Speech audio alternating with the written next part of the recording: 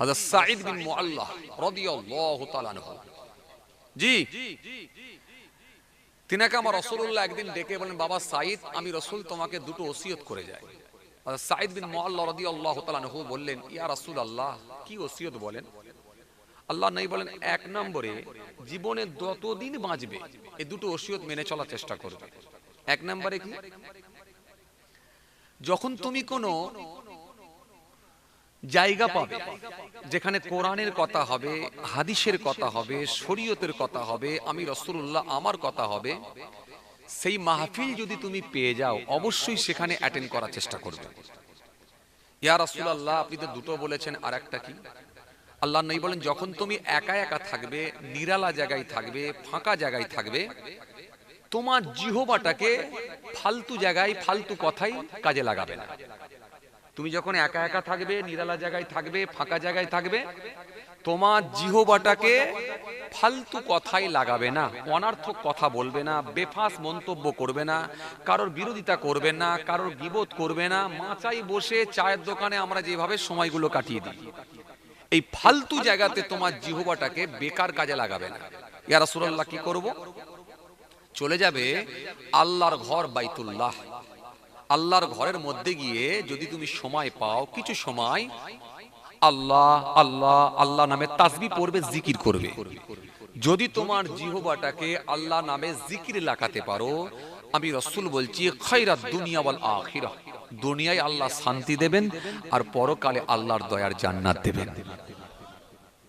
দুটো, একটা কি এরকম মাহফিলে আসা, আর দ্বিতীয় নাম্বার কি, একা একা থাকলে, নিরালা জায়গায় থাকলে যদি সময় পাও, নিরিবিলি জায়গা, আল্লাহর ঘর, মসজিদে চলে যাও, গিয়ে জিহ্বাকে আল্লাহ নামে জিকিরে লাগাও। ব্যাস, এই দুটো আমল করার চেষ্টা করবে। এই দুটোকে যদি আমরা কাজে লাগাতে পারি, অনেক গুনাহ থেকে ইনশাআল্লাহ আমরা বাঁচবো। কথা কিছু বুঝে আসছে? কেন কিছু মানুষ আছে দেখবেন, তাদের দাড়ি আছে, নামাজ আছে, রোজা আছে, জিকির আছে, তাসবিহ আছে, কিন্তু চায়ের দোকানে বসা অভ্যাস করে ফেলেছে, মাচাই বসা অভ্যাস করে ফেলেছে, যেখানে মানুষজনের গ্যাদারিং হয় সেই জায়গায় বসাই অভ্যস্ত হয়ে গেছে, যার কারণে কিছু অনার্থক কথা, কিছু বেফাস মন্তব্য, কিছু আন্দাজে কথা, কিছু ধারণা করে কথা, কিছু পরে সমালোচনা করার জন্য আস্তে আস্তে দেখা যাচ্ছে সেই লোকগুলো তাদের ঈমান আমলের ক্ষতি করে ফেলে। এজন্য মনে রাখবেন, এই জায়গাগুলো থেকে বিরত থাকার চেষ্টা করবেন। কেন রাসূল বলেছেন, দুটো জিনিস যদি তোমরা হেফাজত করতে পারো, এক তোমাদের লজ্জাস্থান, আর দ্বিতীয় নাম্বার হলো তোমাদের জবান, এইটাকে যদি কন্ট্রোল করতে পারো, জান্নাতে নিয়ে যাবার জামিনদার আমি রাসূল নিজে হয়ে যাব। চলেন আসেন, সেই নবীকে সামনে রেখে একটুখানি আলোচনা করব, সংক্ষিপ্ত কিছু বয়ান করে দোয়া করে দেব। মনে রাখবেন, প্রথমত আপনাদের সামনে একটু বলে নিই, আমরা কিন্তু খুব ভাগ্যবান, আমরা হলাম খুব ভাগ্যবান। কেন? আমরা শ্রেষ্ঠ ধর্মের মানুষ, ধর্ম হিসাবে আল্লাহ আমাদেরকে শ্রেষ্ঠ ধর্মটা দিয়েছেন, আর টিচার হিসাবে শ্রেষ্ঠ টিচার আখিরি নবী তার হাবিবুল্লাহকে আল্লাহ আমাদের জন্যই পৃথিবীর জমিনে প্রেরণ করেছিলেন। আর আর গ্রন্থ হিসাবে শ্রেষ্ঠ গ্রন্থ, শ্রেষ্ঠ কিতাব কালামুল্লাহ কোরআন শরীফটাও আল্লাহ আমাদের জন্যই দিয়েছেন। সারা পৃথিবীতে কম বেশি প্রায় 800 থেকে 850 কোটি মানুষের বসবাস, 4 থেকে 4,500 ধর্ম আছে, কিন্তু তার ভিতরে শ্রেষ্ঠ ধর্ম সেটা হলো ইসলাম ধর্ম। কোরআন শরীফ আপনাকে সুন্দর করে জানিয়েছে, আল্লাহ রাব্বুল আলামিন বলেছেন 3 পারা 11 পৃষ্ঠা, ইন্নাদ দীনা ইনদাল্লাহিল ইসলাম। আল্লাহ বলেন, আমার কাছে মনোনীত ধর্ম, শ্রেষ্ঠ ধর্ম সেটা হলো ইসলাম ধর্ম। মহব্বতে বলবেন না, একটু জোরে বলবেন না? তাহলে সেই মনোনীত ধর্ম, শ্রেষ্ঠ ধর্ম আল্লাহ আমাদের জন্যই করে দিয়েছেন।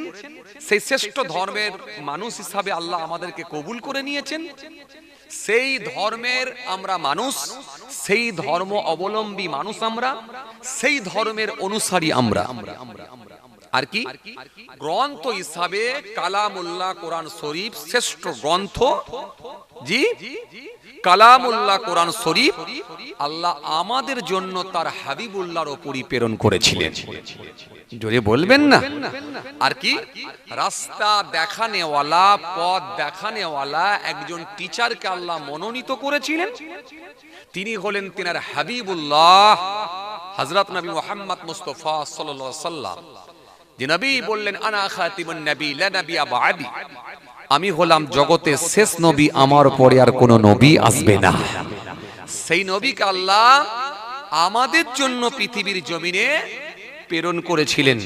যে নবী সম্পর্কে আল্লাহ বললেন ইয়া আইয়ুহাল্লাযীনা আমানু ইসতাজিবু লিল্লাহ ওয়া লির-রাসূল ইযা দাআকুম ইয়া আইয়ুহাল্লাযীনা আমানু লা তারফাউ আসওয়াতাকুম ফাওকা সাওতিন নবী। কোরআন বলছে মা আতাকুম রাসূল ফাখুযুহু ওয়া মা নাহাকুম আনহু ফান্তাহু। এই পৃথিবীর মানুষ, আমার রাসূল তোমাদেরকে যা আদেশ করেন তোমরা স্বতঃস্ফূর্তভাবে গ্রহণ করো, নবী যেগুলো তোমাদেরকে বারণ করেন সেগুলো থেকে বিরত থাকো। কেন নবীর আদেশ আর নিষেধ মানি আমি আল্লাহ, আমারই আদেশ আর নিষেধ। জোরে বলবেন না? যে নবী এমন একজন নবী, এমন একজন টিচারকে আল্লাহ ভালোবেসে পৃথিবীর জমিনে আমাদের জন্য প্রেরণ করলেন, যিনার তুলনা হয় না, যিনার জোড়া হয় না, যিনাকে আল্লাহ সমস্ত রকমের জ্ঞান দিয়ে জ্ঞানান্বিত করে পৃথিবীর জমিনে আল্লাহ প্রেরণ করেছিলেন। সমস্ত রকমের জ্ঞান, চন্দ্রের জ্ঞান, হাওয়ার জ্ঞান, তারার জ্ঞান, চাঁদের জ্ঞান, গ্যালাক্সির জ্ঞান, পাহাড় পর্বতের জ্ঞান, কোন জ্ঞানটা আমার নবীকে দেওয়া হয়নি? কোন শিক্ষাটা আমার নবীকে দেওয়া হয়নি? এজন্য as a teacher, as a leader, as a commander, as a professor, Muhammad সাল্লাল্লাহু আলাইহি ওয়াসাল্লাম has been the most practical and most successful of all prophets. কি দেয়নি আমার আল্লাহ? এই জন্য পৃথিবীর জমিনে আমার নবীর কোনো উস্তাদ নাই। কেন? উস্তাদের সামনে ছাত্র দাঁড়ালে তার মাথা নিচু হয়ে যায়, তাকে খাটো হতে হয়, ছোট হতে হয়, তার মধ্যে একটা শিষ্টাচার রাখতে হয়, আদব রাখতে হয়। পৃথিবীর জমিনে কোনো উস্তাদ যদি নবীর থাকতো তাহলে নবীর সম্মানের হানি হতো। এই জন্য পৃথিবীর জমিনে কোনো উস্তাদের প্রয়োজন হয় না। আমার নবীর উস্তাদ সরাসরি আমার আল্লাহ নিজেই হয়ে গেছিলেন। মহব্বতে বলতে পারেন না? এই জন্য আমার নবীকে আমার আল্লাহ এমন জ্ঞান দিয়েছিলেন, নবীর জোড়া আর হয়নি। এই জন্য কোরআনে আল্লাহ বললেন এই পৃথিবীর মানুষ শোনো, আমার হাবিব একটা কথাও নিজে ইচ্ছাই বলে না, যেটা আমি আল্লাহ বলতে বলি, নির্দেশ করি, সেটাই আমার হাবিবুল্লাহ বলে। মহব্বতে হয় না? তাহলে টিচার পেলাম আমরা শ্রেষ্ঠ, পুস্তক পেলাম, ধর্মগ্রন্থ পেলাম শ্রেষ্ঠ, ধর্মটা পেলাম শ্রেষ্ঠ। তাহলে আমাদের কালচার, আমাদের আখলাক, আমাদের ব্যবহার, আমাদের চরিত্র, আমাদের হাঁটা, আমাদের খাওয়া, আমাদের লেবাস পোশাক, সেটাও ভিন্ন ধর্মের মানুষের থেকে আলাদা হওয়া দরকার আছে না নাই? আছে না নাই? আছে। এই জন্য আপনাকে দেখলে মানুষ স্যালুট করবে, ও এটাই তো ইসলাম ধর্ম অবলম্বী মানুষ, দেখো গো তার চলনটা দেখেছো, তার হাঁটাটা দেখেছো, কথাবার্তার ধরনটা দেখেছো, ও তার খাওয়ার স্টাইলটা দেখেছো, তার ব্যবসা করার স্টাইলটা দেখেছো, মানুষ আপনাকে দেখলে স্যালুট করবে। এই জন্য ধর্ম হিসাবে আল্লাহ শ্রেষ্ঠ ধর্ম দিয়েছেন, গ্রন্থ হিসাবে আল্লাহ শ্রেষ্ঠ গ্রন্থ দিয়েছেন, টিচার হিসাবেও আল্লাহ শ্রেষ্ঠ টিচার কি আমাদের জন্য দিয়েছেন। এজন্য এমন একটা গ্রন্থ দিয়েছেন যার ভেতরে ভুল তো দূরের কথা, সন্দেহের কোনো অবকাশ নাই। এখন আবার কিছু গায়ের কম মানুষ, তা আবার ইসলাম ধর্মের কোরআন শরীফ, এই কোরআনের ভুল ধরবে বলে আবার তারা উঠে পড়ে লেগেছে। হাই রে হায়, দেখছেন না কদিন ধরে ফেসবুক তোলপাড় হয়ে যাচ্ছে, সোশ্যাল মিডিয়া তোলপাড়। হ্যাঁ, কোরআনে এই কথা বলা হয়েছে কেন? মুশরিকদিকে হত্যা করো, তার জবাব দিতে হবে। আরে খ্যাপা তুই কে? বুঝিস কোরআন? কোরআন শরীফ বুঝতে হলেও তো ন্যূনতম জ্ঞান থাকতে হবে, তাহলে বুঝবি কি করে?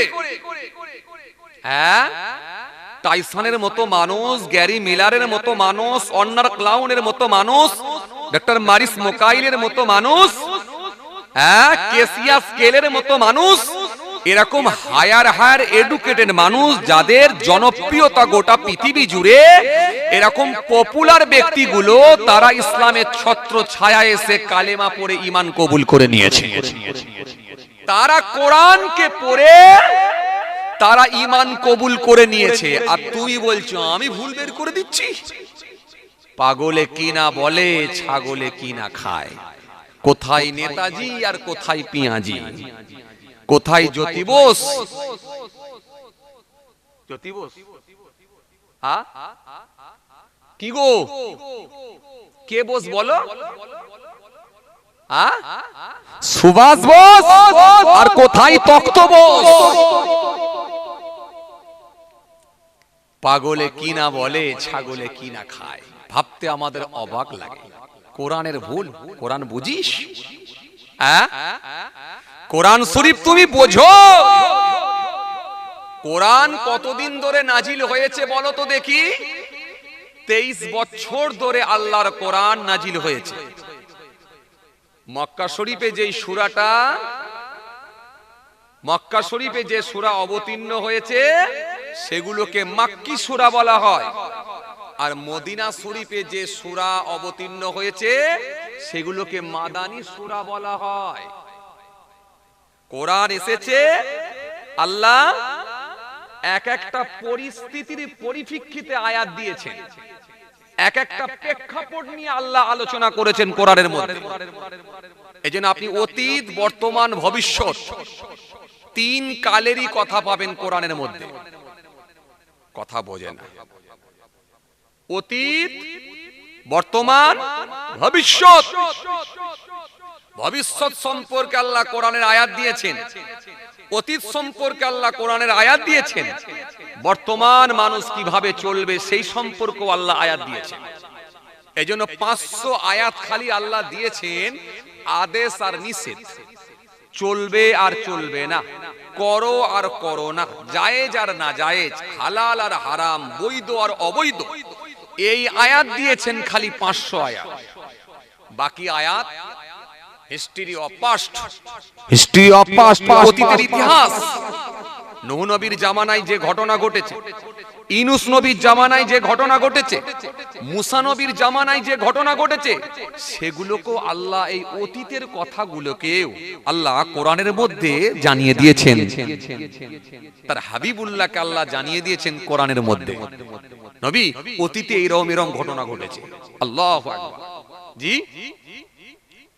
নবী আসার আরো 1000 বছর আগে যে ঘটনা ঘটেছে, 1500 বছর আগে যে ঘটনা ঘটেছে, 500 বছর 700 বছর আগের ঘটনা যেগুলো ঘটেছে, সেগুলোকেও আল্লাহ তার হাবিবুল্লাহকে কোরআনের মাধ্যম দিয়ে জানিয়ে দিয়েছেন। জোরে বলতে পারেন না? এই জন্য কোরআন শরীফ এমন একটা ধর্মগ্রন্থ যার এক একটা অক্ষরের বিনিময়ে আল্লাহ পাক 10টা করে নেকি দেবেন। মহব্বতে বলতে পারেন না? এইজন্য রাসূল বলছেন, আমি বলছি না আলিফ লাম মিম একটা শব্দ, এটা বলছেন, বলে আলিফ হারফ ও লাম হারফ ও মিম হারফ। ঈমানদার যদি এতটুকু তেলাওয়াত করে আলিফ লাম মিম, আল্লাহ ইচ্ছা করলে তার নেকির খাতায় 30টা নেকি লিখে দেবেন। মহব্বতে বলতে পারেন না? ঈমানদার এতটুকু তেলাওয়াত করবে বিসমিল্লাহির রহমানির রহিম, আল্লাহ ইচ্ছা করলে তার নেকির খাতায় 190টা সওয়াব লিখে দেবে। এজন্য কোরআন শরীফ ভুল ধরা তো দূরের কথা, পড়লেও পড়তে হলো জ্ঞান থাকতে হবে। এই জ্ঞানটা না থাকলে কোরআন পড়তে পারবে না। এইজন্য বাচ্চা বয়স থেকে আমরা মাদ্রাসায় পাঠাই, মক্তবে পাঠাই, কথা বলে, এই মাখরেজ তাকে শিখতে হয়। কোরআন শুদ্ধভাবে পড়তে হয়, কোরআন শুদ্ধভাবে পড়তে হয়। আপনি জানেন না, বড় কাপ লাম উল, উল মানে বলো, আর যদি এটাকে ছোট কাপ উচ্চারণ করা হয় কুল, তার মানে খাও। কত তফাৎ হচ্ছে বুঝতে পারছেন? এই কত তফাৎ হচ্ছে বুঝতে পারছেন?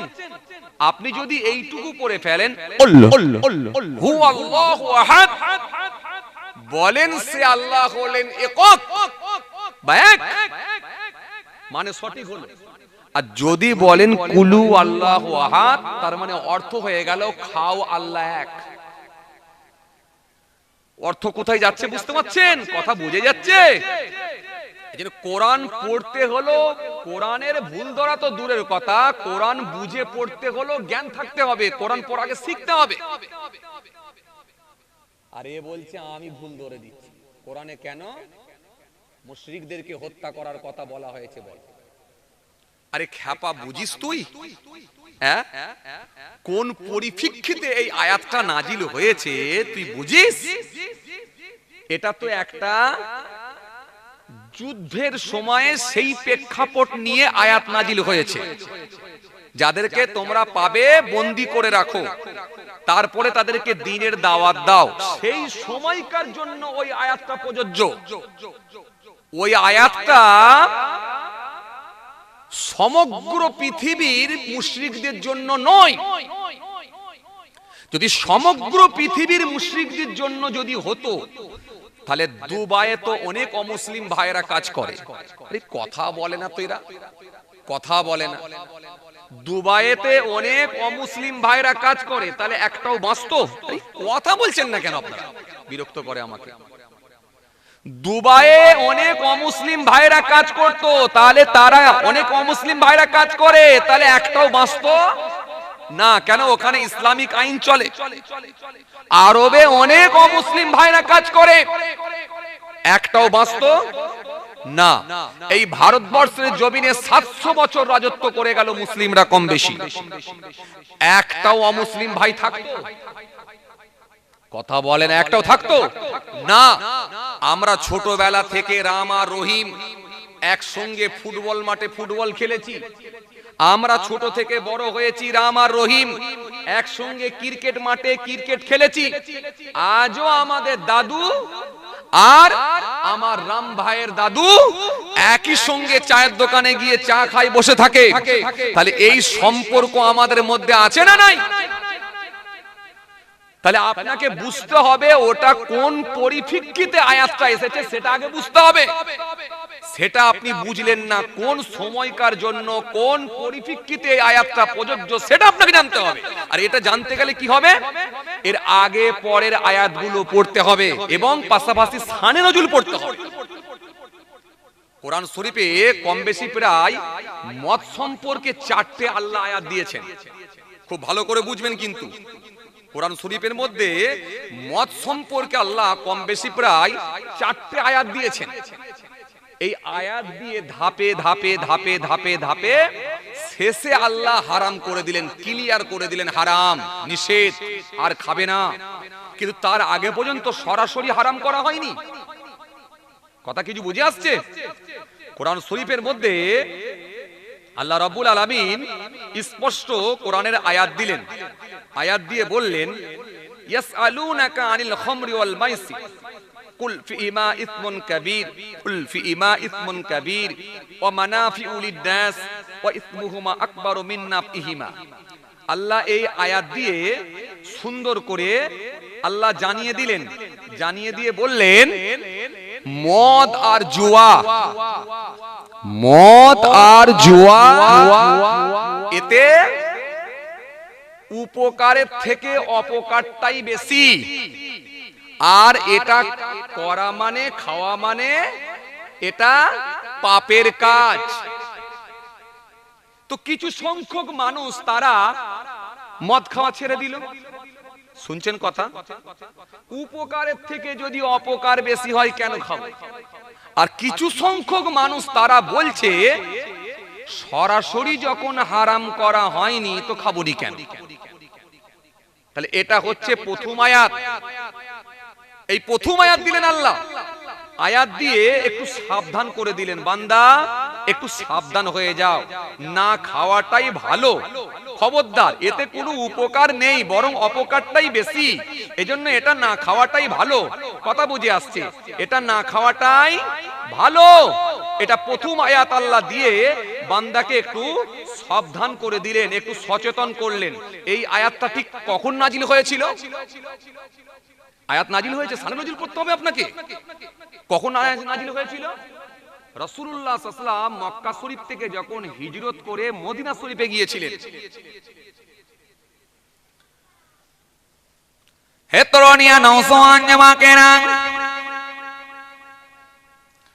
হে আমার মুরব্বিয়ানেরা, বাবারা শুনে রেখে দিন, আল্লাহ নবী যখন মদিনা শরীফে গিয়েছিলেন, মদিনায় যাওয়ার পর আল্লাহ নবীর কাছে সাহাবায়ে কিরামেরা এসে হাজির হয়ে গেলেন। সাহাবীদের ভেতরে একজন সাহাবী, যার নাম হলো হযরত ওমর ফারুক রাদিয়াল্লাহু তাআলা আনহু। সাহাবীদের ভেতরে একজন সাহাবী, যার নাম হলো হযরত ওমর ফারুক রাদিয়াল্লাহু তাআলা আনহু, রাসূলুল্লাহর কাছে এসে হাজির হয়ে গেলেন। সাহাবীদের ভেতরে আর একজন সাহাবী, যার নাম হলো হযরত মুআয ইবনে জাবাল রাদিয়াল্লাহু তাআলা আনহু। তিনিও আল্লাহ নবীর কাছে এসে হাজির হয়ে গেলেন। সালাম দিয়ে বললেন, ও আল্লাহ নবী, মত সম্পর্কে আমাদেরকে একটু বলো। খুব ভালো করে আজ বুঝবেন, কিন্তু আজ খুব ভালো করে বুঝবেন, তাহলে সোশ্যাল মিডিয়াতে আপনারাও প্রতিবাদ করতে পারবেন। আপনাদের মনোযোগ থাকে না ওয়াজে, যার কারণে আজকে আপনারা ফেসবুক, ইউটিউব, সোশ্যাল মিডিয়ায় মেসেঞ্জারের মাধ্যম দিয়ে আপনারা প্রতিবাদগুলো করতে পারেননি। এই প্রতিবাদগুলো আপনাদেরই করতে হবে। হ্যাঁ, গণতান্ত্রিক পদ্ধতিতে প্রতিবাদ হবে, নিরপেক্ষভাবে হবে। স্বাধীন ভারতের নাগরিক হিসাবে আমি প্রতিবাদ করব, হ্যাঁ, সেটা গণতান্ত্রিক পদ্ধতিতে আইনকে মান্যতা দিয়ে, আমরা ল অ্যান্ড অর্ডারকে মান্যতা দিয়ে আমরা প্রতিবাদ চালাবো। আমরা দেখিয়ে দেবো আমরা প্রতিবাদ করি গণতান্ত্রিক পদ্ধতিতে, আর তোমরা আইন মানো না, আইন নিয়ে নাও হাতেতে। কথা বলে, তোমরা আইন নাও হাতেতে, আইন তুলে নাও হাতেতে, এটা তোমরা তোমাদের ক্ষমতার অপব্যবহার করো। কিন্তু আমরা প্রতিবাদ করি গণতান্ত্রিক পদ্ধতিতে, একেবারে নিরপেক্ষভাবে, পুলিশ প্রশাসনকে সম্মান দিয়ে, আইনকে মান্যতা দিয়ে আমরা প্রতিবাদ করি। ওয়াজ খুব ভালো করে বুঝবেন।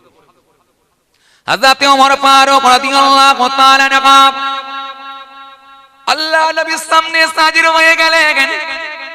হযরত মুআয ইবনে জাবাল রাদিয়াল্লাহু তাআলা আনহু তিনি রাসূলুল্লাহর সামনে এসে হাজির হয়ে গেলেন। ইয়া রাসূলুল্লাহ, ও ইয়া হাবিবাল্লাহ, হুজুর বিয়াদবি নেবেন না হুজুর। ও আল্লাহ নবী, মদ সম্পর্কে একটু আপনি আমাদের বলুন, কেননা মদ খেলে মানুষের সেন্স চলে যায়, কেননা মদ খেলে ঝগড়া অশান্তি বৃদ্ধি পায়, ধন সম্পদ নষ্ট হয়ে যায়, জুয়া খেললে ধন সম্পদ নষ্ট হয়ে যায়, মদ খেয়ে খেয়ে মানুষের জীবন বরবাদ হয়ে যায়। ও আল্লাহ নবী, মদ সম্পর্কে একটু আপনি আমাদের বলুন। মক্কা শরীফ থেকে হিজরত করে যখন মদিনায় গিয়েছিলেন, মদিনায় যাওয়ার পরে সাহাবীদের সঙ্গে এই কথা হচ্ছে। আল্লাহ নবী সেই সময় সাহাবীদেরকে উত্তর দেবেন।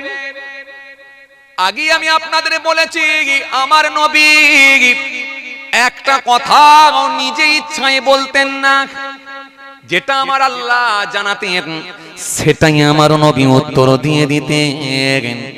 এজন্য আমার রাসূলুল্লাহ ওয়েট করছেন, সঙ্গে সঙ্গে আমার আল্লাহ আয়াত দিয়ে জানিয়ে দিলেন, ও আমার হাবিব বলুন, ইয়াসআলুনাকা আনিল খামরি ওয়াল মাইসির কুল ফীমা ইসমুন কাবীর ওয়া মানাফিউ লিন-নাস ওয়া ইসমুহুমা আকবারু মিন নাফিহিমা।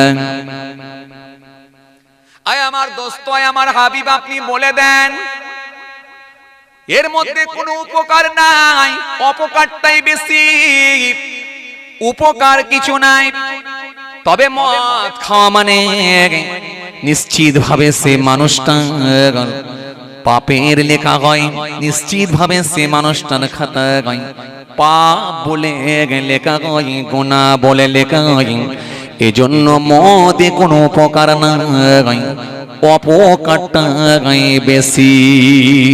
যখন এই আয়াতটা এলো, এটা হলো সর্বপ্রথম আয়াত।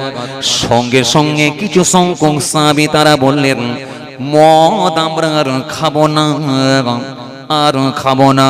যার ভেতরে কোনো উপকার নাই এরকম জিনিস পান করারও কোনো দরকার নাই, মদ আমরা খাবো না। আর কিছু সংখ্যক মানুষ তারা বলল, যেহেতু সরাসরি ভাবে হারাম হয় না, তাহলে কেন খাবো না? কথা বলে এটা কি করা হলো? আরে কি করা হলো? কমিয়ে দেয়া হলো। কি করা হলো? কমিয়ে দেয়া হলো, যাতে করে কমে যায়, সংখ্যাই কমে যায়। আল্লাহ কি সুন্দর ভাবে আমার আল্লাহ আয়াত দিলেন, কিন্তু সরাসরি আল্লাহ ইচ্ছা করলে হারাম করে দিতে পারতেন না, মানুষের অসুবিধা হয়ে যাবে। একটা চাচা দিনে 20টা বিড়ি খায়, সেই চাচাকে যে যদি বলা হয় কাল থেকে আর একটা খেতে দেবো না, আমার ক্ষমতা আছে খেলি তরোয়াল দিয়ে গর্দান উড়িয়ে দেবো, ওই মানুষটার জন্য খুব অসুবিধা হবে কি হবে? যা বাবা, হ্যাঁ না কিছু বলেনি, হবে কি হবে না? লোকটা বলবে বাবু একেবারে এত কড়াকড়ি আইন, একটু যদি আস্তে আস্তে ছাড়তে দিত আমাকে, যদি বলতো 2-5টাও খাও তবু একটা ঠিক ছিল। কথা বলে না, যেখানে আমি সারা দিনে রাতে ঘুমানো পর্যন্ত 20টা খেতাম, সেখানে না হলে 5টা খেয়ে কাটাতাম। কিন্তু সরাসরি একবারে একদিনের মধ্যে ছাড়া যায়, এটা আমার জন্য কি কষ্টকর নয়? আল্লাহ একটু দমিয়ে দিলেন, অত্যাধিক মদ খাচ্ছে একটু দমিয়ে দিলেন, কিন্তু সরাসরি ভাবে হারাম করেননি। বললেন এতে উপকারের থেকে অপকারটাই বেশি, আর এটা খাওয়া মানে পাপের কাজ, এটা না খাওয়াটাই ভালো। এটা খাওয়া মানে পাপের কাজ, না খাওয়াটাই ভালো। কিন্তু সরাসরি ভাবে পুরোপুরি ভাবে নিষেধ করা হয়। প্রথম আয়াত আল্লাহ দিয়ে দিলেন। কিছু সংখ্যক মানুষ তারা বলছে যেহেতু এটা না খাওয়াটাই ভালো আল্লাহ বলেছেন, আর এতে কোনো উপকার নেই বলেছেন, তাহলে খাবো না। আর কিছু মানুষ বলছে সরাসরি ভাবে যখন হারাম করা হয়নি তো খাবো, অসুবিধা কি আছে, খাবো। কিছু মানুষ খাওয়া খেতে শুরু করলো, আর কিছু মানুষ বন্ধ করে দিল, তাদের ভেতরে দুটো দল হয়ে গেল। কথা কিছু বুঝতে পারছেন? একটু কমিয়ে দেওয়া হবে। হেতরনিয়া নওজোয়ান যুবকেরা, হে আমার মুরব্বিয়ানেরা, বাবারা শুনে রেখে দিন। এইভাবে আমার আল্লাহ প্রথম আয়াত দিয়ে বান্দাকে একটু দমিয়ে দিলেন, কমিয়ে দিলেন। এরপরে আমার আল্লাহ সুন্দর করে বললেন, ইয়া আইয়ুহাল্লাযীনা আমানু লা তাকরাবুস সালাম ওয়া আনতুম সুকারা। এরপরে আমার আল্লাহ একটা আয়াত দিলেন, দিয়ে বললেন হে ঈমানদারেরা, তোমরা নেশাগ্রস্ত অবস্থায় নামাজের নিকটে যেও না। কথা শুনছেন তো? শুনছেন কথা? তাহলে উত্তর দিতে পারবেন না, আপনাদেরও মাথায় ঢুকে রয়ে যাবে যে ওয়াসিম সরকার যা বলেছে ঠিকই বলেছে। এজন্য খুব ভালো করে বুঝবেন।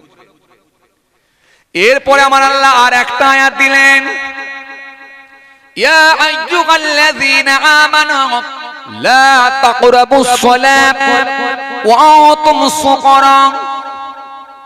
হে ঈমানদারেরা, নেশাগ্রস্ত অবস্থায় তোমরা নামাজের নিকটে যেও না। নেশা যখন করবে ওই সময় তোমরা নামাজের নিকটে যেও না। তাহলে আগে বললেন উপকারের থেকে অপকারই বেশি, আর এটা খাওয়া মানে পাপের কাজ, না খাওয়াটাই ভালো। আর পরে আয়াত দিয়ে বললেন নেশাগ্রস্ত অবস্থায় নামাজের নিকটে যেও না। এবারে এই আয়াতটা কখন নাজিল হয়েছিল? আপনাকে আমি কি বলেছি, কোরআন শরীফ নাজিল হয়েছে এক একটা প্রেক্ষাপটে, সিচুয়েশনের উপরে। আয়াত আল্লাহ দিয়েছেন সিচুয়েশনের উপরে। এজন্য 3 রকম আয়াত আছে। অতীত নিয়ে আল্লাহ বলেছেন, বর্তমান নিয়ে বলেছেন, ভবিষ্যৎ নিয়ে বলছেন। এটা রানিং বর্তমান নিয়ে এই আয়াত আসছে। এই আয়াত কিন্তু রানিং বর্তমান নিয়ে, কেন তৎকালীন সময়ের কথা বলছি। সেই সময়ে ঘটনা যখন ঘটেছে, বর্তমান সেই সময়, এটা এখনকার আয়াত নয়। সেই সময় যে ঘটনা ঘটছে সেই সময়ে সেই সময়কারে আল্লাহ এই আয়াতটা দিয়ে দিলেন, সেটা বর্তমান আয়াত দিচ্ছেন আল্লাহ। এটা কেন এলো শোনেন। এটা আসার পেছনে একটা কারণ আছে। কি কারণ? খুব ভালো করে শুনে রাখেন ভাইরা আমার, বন্ধুরা আমার, সাথী মোহাব্বতের ভাইরা। জি, রাসূলুল্লাহর একজন সাহাবী ছিলেন আব্দুর রহমান ইবনে আউফ। আব্দুর রহমান ইবনে আউফ রাদিয়াল্লাহু তাআলা আনহু, তিনি একদিন বাড়িতে একটু মেহমানদারির ব্যবস্থা করেছিলেন, খাওয়া দাওয়া। কথা শুনছেন? খাওয়া দাওয়ার ব্যবস্থা করেছেন, মেহমানদারির ব্যবস্থা করেছেন। আমরা যেমন মাঝে মাঝে আমাদের বন্ধুদেরকে দাওয়াত দিই না, খাওয়া দাওয়ার ব্যবস্থা করি না, কি করি না? ছেলের আকিকা দিচ্ছেন, ছেলের মুসলমানি দিচ্ছেন, আল্লাহ না করেন বাপের সব রেশানি করছেন, কি বাড়িতে বিয়ে বাড়ি হচ্ছে, একটু মেহমানদারি আমরা করি তো নাকি? মানুষজনকে দাওয়াত দিই তো না, দিই না? দিই। তো রাসূলুল্লাহর একজন সাহাবী আব্দুর রহমান বিন আউফ রাদিয়াল্লাহু তাআলা আনহু, তিনি দাওয়াত দিচ্ছেন সাহাবীদেরকে, একটু খাওয়া দাওয়া হবে, খাওয়া দাওয়ার ইন্তজাম করছেন। যেমন দেখবেন আজকের কিছু ছেলেরা দেখবেন বাড়িতে খাওয়া দাওয়া দেয়, আবার অনেকে দেখবেন অন্য ধর্মের মানুষেরা তারা বলে পার্টি দাও, পার্টি, তার মানে বিরাট জোরদার খাওয়া চলবে। আরে কথা বলেননি কেন? আবার এখন দেখেন এই যে জানুয়ারি মাস চলছে, বিশাল চলছে, ওরে সর্বনাশ, মাঠে ঘাটে পুকুরের পাড়ে, কোথায় পাহাড়ের ওপরে, কোথায় জঙ্গলের ভেতরে 6টা-8টা বক্স লাগিয়ে দিয়ে কিছু মাতাল সেখানে ফিট করে দিয়ে তিরিং তিরিং করে লাফাচ্ছে। সে যে কি বলছে, কি বুঝছে, আর তার লাফানোর স্টাইলও ঠিক করা যায় না। এক মাতাল তো লাফাতে গিয়ে পড়েও যাচ্ছে, এমনও হয়ে যাচ্ছে, পড়ে গিয়ে কাঁচার টাচার খেয়ে হাঁটু ফাটু ছিঁড়ে আগুল মুটকে ফেলে রাস্তে ঘরে এসে বলছে, ও আবারে কাল পিকনিক করতে গিয়ে যা হয়েছে না। চলছে না? চলেনি? এই জন্য জানুয়ারি মাস, এই জন্য দেখবেন কিছু মানুষের হয়ে যায় সর্বনাশ। জানুয়ারি কিছু মানুষের হয় দেখবেন কোল খালি, কোনো কিছু মায়ের হয় দেখবেন কোল খালি। জানুয়ারি মাস কি সর্বনাশ, কথা বলে না যে চলে সারা জানুয়ারি মাস ধরে, ডিসেম্বর মাস ধরে চলে, এগুলো দেখবেন যে। তো আব্দুর রহমান বিন আউফ রাদিয়াল্লাহু তাআলা আনহু, তিনি বাড়িতে একটু খাওয়া দাওয়ার ব্যবস্থা করেছেন। কথা শুনছেন? খাওয়া দাওয়ার ইন্তজাম করেছেন, ব্যবস্থা করেছেন। হে তরুণিয়া নওজওয়ান জামাকেরা, হে আমার মুরব্বিয়ানেরা, বাবা রাসূল রেখে দিয়ে গেছেন, কিতাবের মধ্যে পাওয়া যায় সাহাবী বাড়িতে খাওয়া দাওয়ার ইন্তজাম করেছেন, অন্যান্য সাহাবীদেরকেও দাওয়াত করেছেন, সবাই দাওয়াত গ্রহণ করেছেন, ওই বাড়িতে এসে খাওয়া দাওয়া করেছেন। খাওয়া দাওয়া করে শেষে একটু জমিয়ে মদ পান করেছেন। তখনও তো হারাম ছিল না। আরে কথা বলে না, আরে কথা বলছেন না কেন? এখন হারাম হয়ে গেছে বলে তো আমরা খাইনি, নাহলে কোনো মানুষ চালাতো। কথা বলছেন না কেন? চালাতো না? হ্যাঁ, হালাল খাবার আর কিছু বাকি রেখেছেন? পুরি সর্বনাশ। হালাল খেতে খেতে খেতে খেতে খেতে খেতে বিড়ি শুরু করলো, মাকরু শুরু করে দিল, তারপরে বিড়ি শুরু করতে করতে লাস্টে আবার দেখা যাচ্ছে হারামও খেয়ে ফেলছে কত।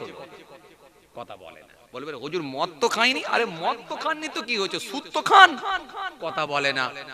আরে সুদ তো খাননি তো কি হয়েছে?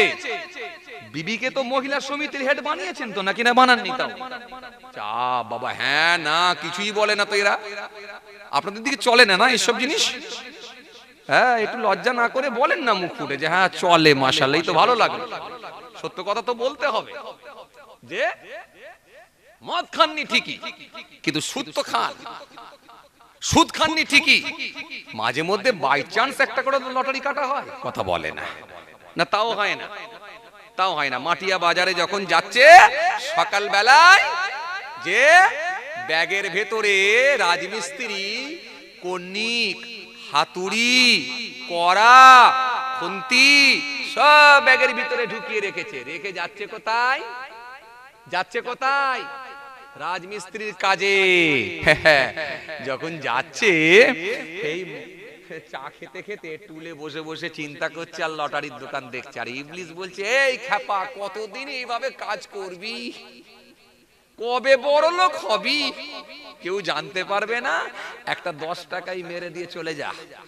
যদি একটা 10 টাকায় মেরে দিয়ে চলে যেতে পারিস, কোনোদিন না কোনোদিন যদি একটা লেগে যায় তুই ভাগ্যবান হবি। আর গ্রামের সব থেকে উঁচু বাড়িটা তোরই থাকবে। তোর সঙ্গে আর কেউ টেক্কা দিয়ে পারবে? এটা কেটে দিয়ে যা। কেটে দিয়ে চলে গেল।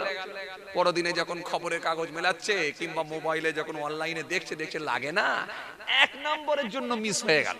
তখন ইবলিস বুঝাচ্ছে, খ্যাপা একবারে হয়, একটু ট্রাই তো করতে হবে রে খ্যাপা, আরে চেষ্টা কর, একদিন ফল পাবি।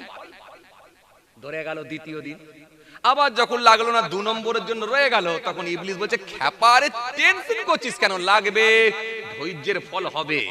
এক কাজ কর, এই মাটিয়া কি পারাগো কচি পূর্ব পাড়ায় জলসায় যাচ্ছিস, এই যখন আখিরি দোয়া হবে না, একটু চোখ বন্ধ করে দোয়া করবি, আল্লাহ সকালবেলা লটারিটা মেরে দিয়েছি আর তোমার কাছে রাত্রে দোয়া করছি, এবার অন্তত জলসার ওসিলে অন্তত লাগিয়ে দিও। কথা বলে না, একটা সুযোগ পেয়েছিস রে খ্যাপা, তুই রাতের বেলা ওখানে গিয়ে দোয়া কর, টেনশন নেই, দোয়ার ওসিলারে। আরে বাবা, হুজুরদের মুখে শুনিসনি জমায়েতে দোয়া করতে হয়, কারো না কারো দোয়ার ওসিলাই কবুল হয়ে যায়। তো আলহামদুলিল্লাহ ভালো লোক তো আছে, কারো না কারো দোয়ার ওসিলাই কবুল হয়ে যেতে পারে রে খ্যাপা, টেনশন করিসনি। তুই দিনের বেলা সকালবেলা আজকে কাট, রাতের বেলা দোয়া করবি, টাটকা টাটকা কাজ হবে। অলরেডি চলছে কতদিন কাটা, 3.5 মাস কাটা চলছে, লাগে না। কিন্তু ইবলিস তখনও পর্যন্ত জলসার দিনেও ধোকা দিচ্ছে, ছাড়ে নেই, বলছে লাগিয়ে যা, কাট, তুই লেগে যাবে, নিরাশ হবি, নিরাশ হতে আল্লাহ বারণ করেছে। আবার মনে করিয়ে দিচ্ছে, এই জন্যই তো আল্লাহ কোরআন শরীফের মধ্যে আয়াত দিলেন, ইয়া আইয়ুহাল্লাযীনা আমানু দুখুলু ফিস সিলমি কাফা,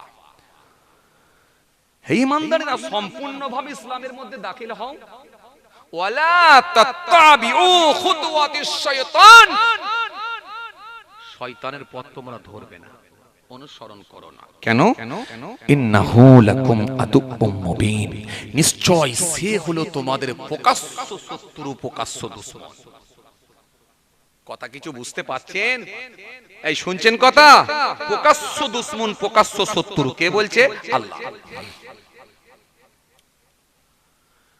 আসেন, ভুল বুঝবেন না, রাগ করবেন না, কি বলছিলাম? মদ।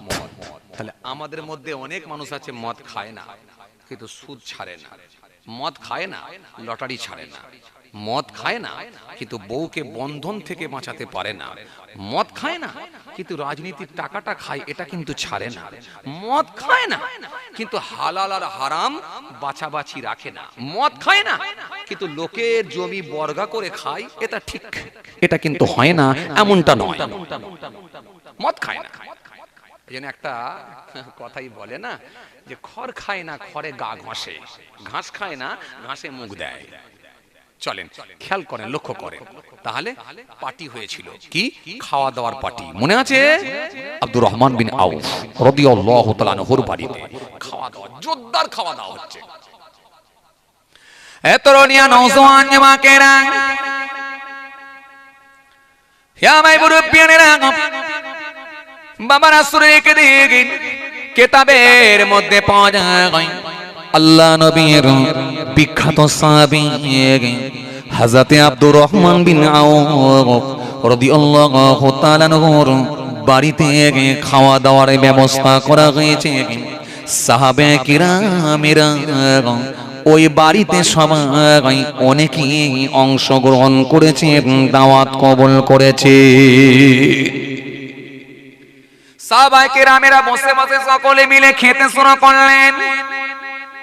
খাওয়া দাওয়া যখন কমপ্লিট হয়ে গেল, খাওয়া দাওয়া যখন শেষ হয়ে গেল, খাওয়া দাওয়া শেষ হওয়ার পরে তাদের মধ্যে মদের কম্পিটিশন শুরু হলো, মদ খাওয়ার প্রতিযোগিতা শুরু হয়ে গেল, কে বেশি খেতে পারে,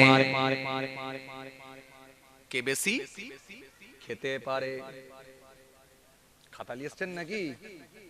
যাক, তাহলে ছেড়ে দিই, ভালো হলো ভাই, আর বলবো নি, আবার আল্লাহ লিয়েলে বাকিটা কোনোদিন বলবো, এখন ইনশাআল্লাহ।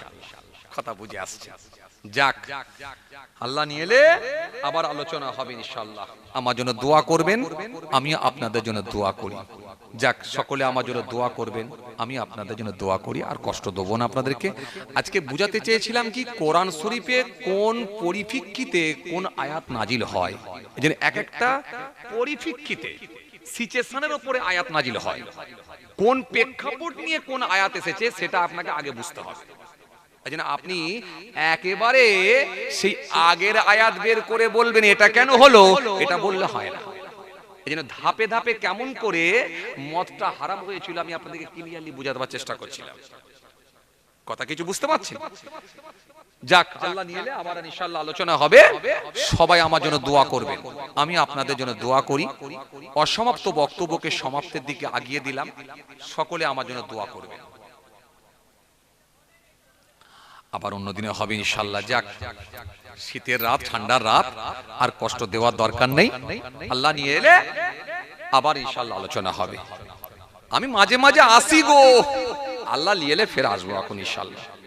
ইনশাআল্লাহ আবার আল্লাহ নিয়ে এলে আসবো। আসেন ছোট্ট করে দাঁড়িয়ে একটু সালাম পড়বো, দোয়া হবে। আসেন একটু দাঁড়িয়ে সালাম পড়ে নি। নবী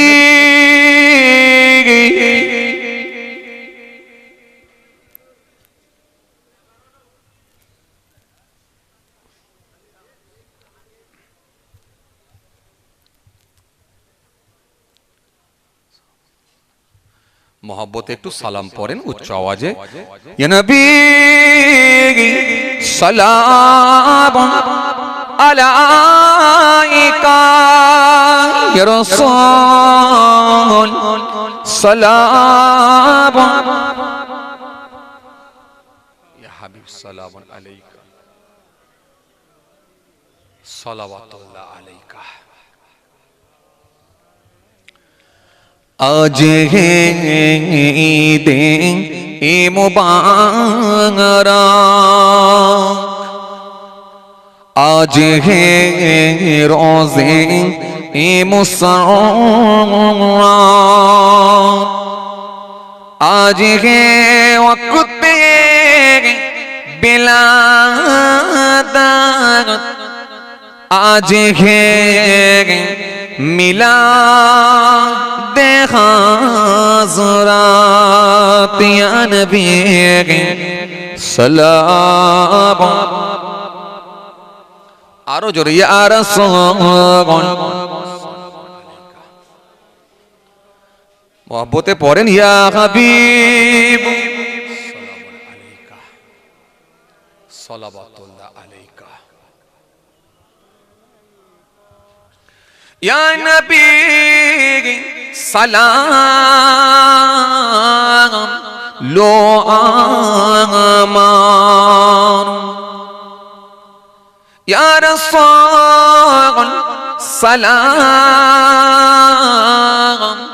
लो आमादेरो, या हबीब सलाम लो बाला, मोरा जे सबाई गुनाहगार, या नबी सलाम, या रसूल सलाम। आवाज दिए पढ़े या हबीब सलाम अलैका, सलावतुल्लाह अलैका। मीमू से मदीने हे वाले, हे से हसमी हे वाले, मीमू से मेरा वाले, दाल से दीदार वाले, या नबी सलाम, ইয়া রাসূল সালাম, ইয়া হাবিব সালাওয়াতুল্লাহ আলাইকা। সবাই বলেন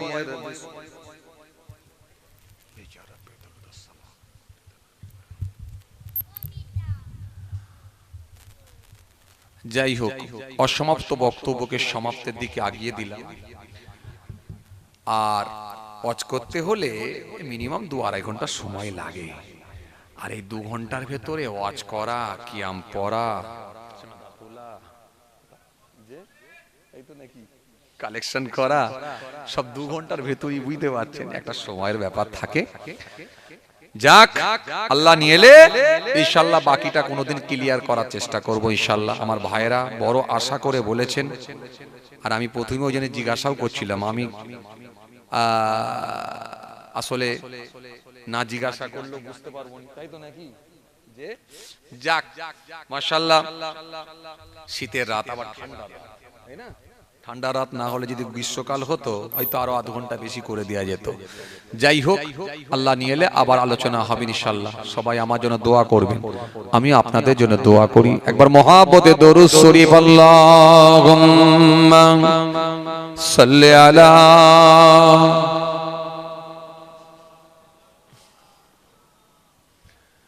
ওয়া আলা আলি।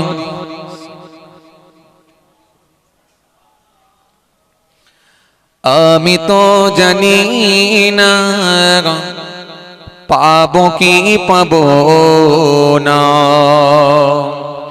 আল্লাহ তোমার দেওয়া সেরা জান্নাত। আমি তো জানি না পাবো কি পাবো না, আল্লাহ তোমার দেওয়া সেরা জান্নাত।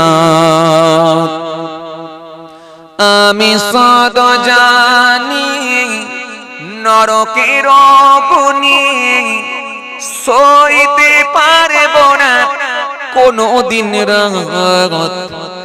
আমি তো জানি না পাবো কি পাবো না, আল্লাহ তোমার দেওয়া সেরা জান্নাত। আমি তো জানি না পাবো কি পাবো না, আল্লাহ তোমার দেওয়া সেরা জান্নাত। আল্লাহুম্মা সাল্লি আলা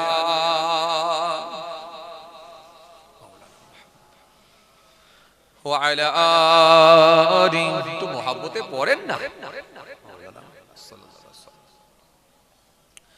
গোনা তো করেছি আমি বালুরাশি সমান, অগণিত সীমাহীন পাপের তওবা কবুল করে না রব্বুল আলামিন। জোরে হবে না সুবহানাল্লাহ? একটু মহব্বতে হয় না? গোনা তো করেছি আমি বালুরাশি সমান, অগণিত সীমাহীন পাপের তওবা কবুল করে না রব্বুল আলামিন। হায়াত আমার কমছে শুধু প্রতিদিন, গোনায় আমার বাড়ছে শুধু বাধাহীন। তুমি তো পারো দিতে না যাত, আমি সদ জানি নরকের আগুনে সইতে পারবো না কোনো দিন রাত। আমি তো জানি না পাবো কি পাবো না, আল্লাহ তোমার দেওয়া সেরা জান্নাত আমি তো জানি না পাবো কি পাবো না। আল্লাহ তোমার দেওয়া সেরা জান্নাত আমি সদা জানি নরকের গুনি সইতে পারিব না কোনো দিন রাত আমি তো জানি না পাবো কি পাবো না। আল্লাহ তোমার দেওয়া সেরা জান্নাত আল্লাহুম্মা সাল্লি আলা মাওলানা মুহাম্মদ মহব্বতে পড়েন ওয়া আলা আলি মাওলানা মুহাম্মদ সাল্লাল্লাহু আলাইহি ওয়াসাল্লাম। মাশাআল্লাহ আলহামদুলিল্লাহ অনেক মানুষ শীতের রাত ঠান্ডার রাত তারপরও এতগুলো মানুষ এক জায়গায় জমায়েত হয়েছেন আল্লাহ মাহফিলকে কবুল করেন। একবার উচ্চ আওয়াজে তাকবীর দেন নারায়ে তাকবীর একটু মহব্বতে দেন নারায়ে তাকবীর আর একটু জোরে দেন নারায়ে তাকবীর নারায়ে তাকবীর। সিলসিলা মুজাদ্দিদুজ জামান দাদা পীরের হক সিলসিলা দাদা পীরের হক সিলসিলা নারায়ে তাকবীর। মাশাআল্লাহ আলহামদুলিল্লাহ সংক্ষেপ করলাম আল্লাহ নিয়ে এলে আবার আলোচনা হবে ইনশাআল্লাহ। সবাই আমার জন্য দোয়া করবেন, আমিও আপনাদের জন্য দোয়া রাখি। অসমাপ্ত